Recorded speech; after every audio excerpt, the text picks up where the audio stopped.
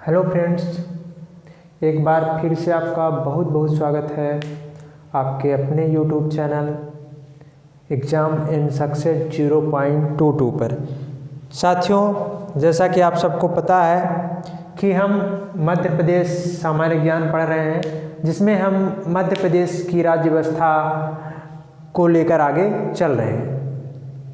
साथियों, मध्य प्रदेश राज्य व्यवस्था की पहली वीडियो हमने अपलोड कर दी है, जिसमें हमने विधायिका की चर्चा की थी और मध्य प्रदेश के राज्य व्यवस्था के इतिहास के बारे में चर्चा की थी। साथियों, अब हम इस वीडियो में बात करेंगे कार्यपालिका की। जैसा कि आप सबको पता है कि कार्यपालिका के 3 अंग होते हैं। कार्यपालिका में आपका आता है राज्यपाल, मुख्यमंत्री और मंत्रिपरिषद। साथियों, यहाँ पर चूँकि अपन को पता है कि मध्य प्रदेश में सिर्फ विधान सभा है, यहाँ पर विधान परिषद नहीं है, तो हम यहाँ पर बात करेंगे सबसे पहले राज्यपाल, फिर मुख्यमंत्री और मंत्रिपरिषद की। तो सबसे पहले हम बात कर लेते हैं राज्यपाल की। साथियों, राज्यपाल अनुच्छेद 153 में लिखा गया है कि हर राज्य का एक राज्यपाल होगा। इसी अनुच्छेद 153 के तहत जो आपका राष्ट्रपति है वह राज्य के लिए राज्यपाल की नियुक्ति करता है। जो राज्यपाल होता है वो संवैधानिक प्रमुख होता है, राज्य का संवैधानिक प्रमुख होता है। जिस तरह केंद्र में राष्ट्रपति जो होता है वह देश का संवैधानिक प्रमुख होता है, उसी तरह राज्य में जो राज्यपाल होता है वह देश का राज्य का संवैधानिक प्रमुख होता है। यह केंद्र का प्रतिनिधि भी होता है। यह जो होता है केंद्र का एक प्रतिनिधि भी होता है राज्य में।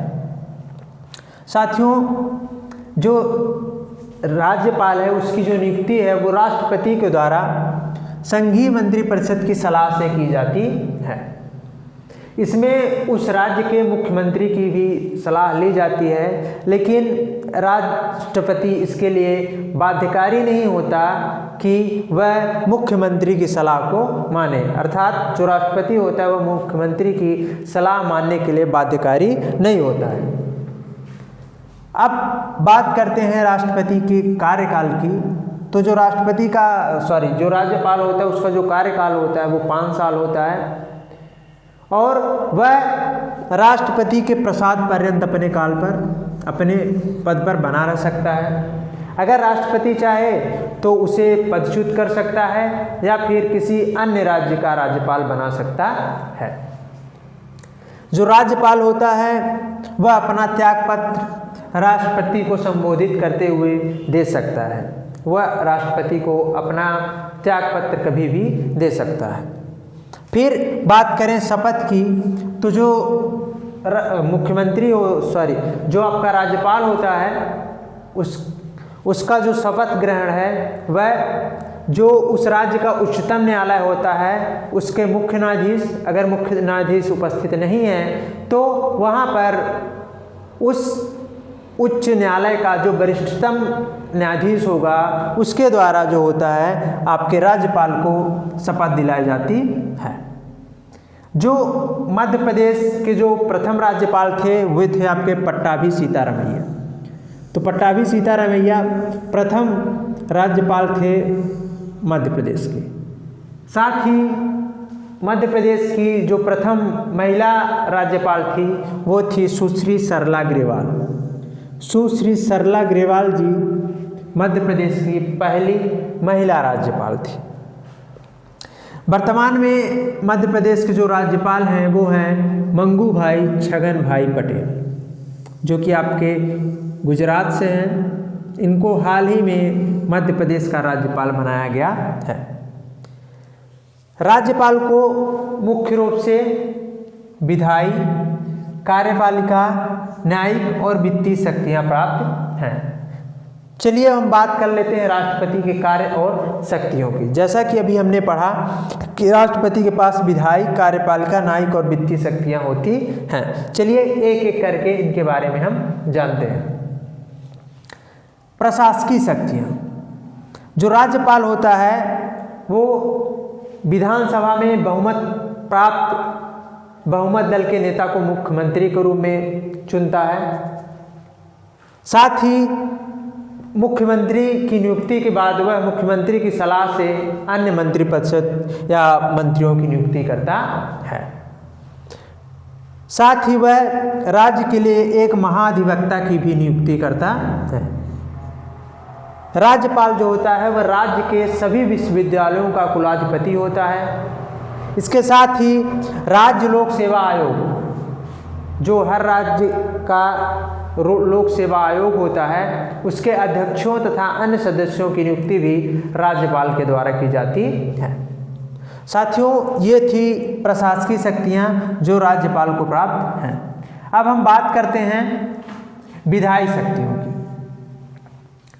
जो राज्यपाल होता है उसे विधानसभा सत्र आहूत करने, सत्रावसान करने तथा विघटन करने का जो शक्ति है वो प्राप्त है अनुच्छेद 174। अनुच्छेद 174 के तहत उसे विधानसभा सत्र को आहूत करने, सत्रावसान करने तथा उसे विघटन करने की शक्ति है। साथ ही उसे अनुच्छेद 213 के तहत अध्यादेश जारी करने का भी अधिकार है। राज्यपाल अनुच्छेद 213 के तहत अध्यादेश जारी कर सकता है। साथ ही अनुच्छेद 133 के तहत एक आंग्ल भारतीय की नियुक्ति का भी अधिकार राष्ट्रपति के पास होता है, तो राज्यपाल के पास होता है।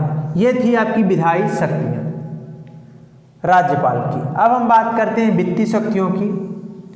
राज्यपाल को कुछ वित्तीय शक्तियाँ भी प्राप्त हैं। तो जो राज्य का विधानसभा होता है वहाँ पर राष्ट्रपति के बिना अनुमति के धन विधेयक को प्रस्तुत नहीं किया जा सकता है। जब तक आपका राज्यपाल अनुमति नहीं देता है तब तक राज्य विधानसभा में धन विधेयक को प्रस्तुत नहीं किया जा सकता। जो राज्यपाल होता है वह वित्त मंत्री के द्वारा बजट पेश कराता है। जो बजट पेश किया जाता है वह राज्यपाल के द्वारा वित्त मंत्री के द्वारा राज्यपाल जो है वो वित्त मंत्री से क्या करता है, बजट को पेश कराता है। साथ ही जो आकस्मिक निधि होती है वह राज्यपाल के ही अधीन होती है। राज्यपाल विधानमंडल की स्वीकृति पर अग्रिम धन की व्यवस्था कर सकता है। अगर विधानमंडल की जो अनुमति हुई तो वह अग्रिम धन की व्यवस्था कर सकता है। अब बात करते हैं न्यायिक शक्ति की।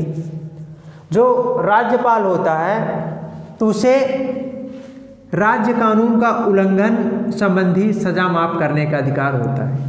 कहने का अर्थ ये हुआ कि अगर कोई अपराधी है, उसने कोई राज्य से रिलेटेड किसी नियम से उल्लंघन के लिए उसे किसी भी न्यायालय से अगर सज़ा मिली है तो राज्यपाल उसे कम कर सकता है।